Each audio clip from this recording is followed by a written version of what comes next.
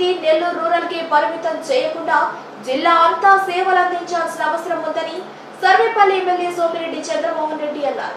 ఆయన కోటంరెడ్డి శ్రీనివాస్ రెడ్డి ప్రమాణ స్వీకారానికి హాజరయ్యారు. ఈ సందర్భంగా ఆయన నుడాను ఉద్దేశించి మాట్లాడుతూ నుడా చైర్మన్ పదవి జిల్లా అంతా పరిచేయాల్సి ఉంటుందని, ఈయన కోటంరెడ్డి బాలకృష్ణ అని కితాబిచ్చారు. వరల్డ్ బ్యాంక్ అంటారా, అసలు అంత పెద్ద మొత్తం అవి చదువుతుంటే సీఎం గారు రివ్యూ చేసింది.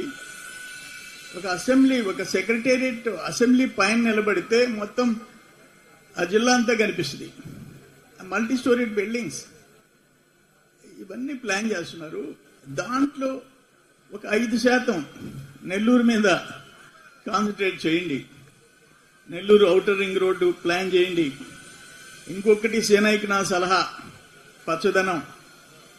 చెట్లు కొట్టేస్తున్నారు. ఇప్పుడు నెల్లూరు చెన్నై కలకత్తా రోడ్డు, అప్పుడు నేను మంత్రి గుండా ముఖ్యమంత్రిగా చంద్రబాబు నాయుడు గారు Nellore Madras Chennai road first 4 lane foundation వేసినారు. అప్పటి కేంద్ర మంత్రి వచ్చి అక్కడ అది అయిపోయిన తర్వాత చెట్లు నాటారు. మళ్ళీ చెట్లు వచ్చినాయి. నెల్లూరు విజయవాడ పోండి, ఎక్కడన్నా చెట్టు కింద ఆపి పోత ఇంటి నుంచి తెచ్చుకున్న క్యారియరు, భోజనమో టిఫినో చేయాలంటే చెట్టే కనపడుతుంది.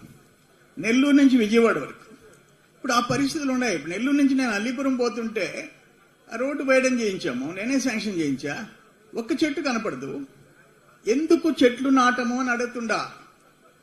Municipality plus urban development authority మీకుండే కోట్ల రూపాయల్లో ఎంత అవుద్ది ఆ సైడ్ ఈ సైడ్ చెట్లు నాటేదానికి? నేను నెల్లూరు మైపాడు రోడ్డు వెడల్పు చేయించినప్పుడు బ్యూటిఫుల్ రోడ్ వేయించాం, చెట్లు నాటిచ్చా. ఇప్పుడు పోయి చూడండి, కోనసీమ ఉండేటువంటిది నెల్లూరు మైపాడు రోడ్డు.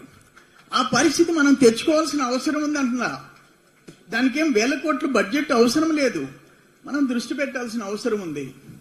అట్లే ఇంకొకటి ఓపెన్ స్పేస్, పిల్లికాయలు ఆడుకునేదానికి, ఒక క్రికెట్ బ్యాట్ తీసుకుపోయి ఆడుకునేదానికి లేఅవుట్లు వేస్తే మీరు కోట్లు సంపాదించండి, 100 కోట్లు సంపాదించండి.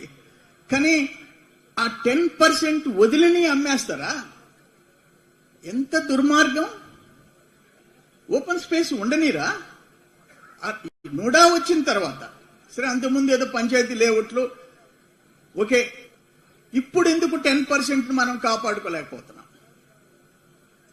దాని విషయంలో నేను సీనయ్య ఇప్పుడు చెప్పాడు, కాలువలు పూడ్చిని అన్ని పట్టించుకుంటాన్నాడు. పట్టించుకో, కనీసం హైడ్రా లేకుండా హైదరాబాద్ లో హైడ్రా మాదిరి కాకపోయినా నెల్లూరు మాదిరి కన్నా నెల్లూరు స్థాయిలో అన్నా పట్టించుకో. కాలువలు, కాలువ పొరంబోకు, మళ్ళీ బఫర్ కెనాల్, ఆ సైడ్ ఈ సైడ్ కాలువ కట్టలు, ఆ సైడ్ ఈ సైడ్ బఫర్. సరే, అవన్నీ వదిలేసి కాలువ ఎత్తేస్తే ఏం చేయాలి? ఎవరికి చెప్పుకోవాలా? ఎవరి కోసం? రైతుల కోసం. మనం ఎన్నేళ్ళు బతుకుతాం? మన బిడ్డల భవిష్యత్తు ఏంటి? ఓపెన్ స్పేస్ లో నారాయణ గారు ఒకటే చెప్పారు, ఓపెన్ స్పేస్ వదిలిపెట్టే ప్రసక్తి లేదన్నాడు. నీకు సేనయ్యకి ఏంటంటే ఒక అదృష్టం, సాక్షాత్ urban development minister, municipal administration minister మన గడ్డ మీద, మన మంత్రి, ఇద్దరు కలిసి దున్నండి. సూర్యతేజ గారు యాక్షన్ తీసుకోండి. అట్లే మాకు బాధ అయిపోయింది. అల్లీపురం నుంచి రావాలంటే మధ్యలో పెంట దిబ్బలు దాటుకొని రావాలా. ఈనడం పరిస్థితి దారుణం అయిపోయింది. ట్రాఫిక్ జామ్ అయిపోతుంది. నారాయణ గారితో చెప్తే షిఫ్ట్ చేస్తున్నామన్నారు. కమిషనర్ గారు లేదు సార్, విజయవాడకి మార్చేస్తున్నాము, కొత్త ట్రక్కులు కొంటున్నాము, ఒక్కొక్క ట్రక్కులో 30 టన్నులు వెళ్ళిపోద్ది. ఆ పెంట దిబ్బలు పేరే ఆగ్రహం ఏంటంటే జగన్మోహన్ రెడ్డి ఇల్లు ఎక్కడంటే పెంట దిబ్బలు అవుతలా అడ్రస్ చెప్పుకోవాల్సిన పరిస్థితి వస్తుంది.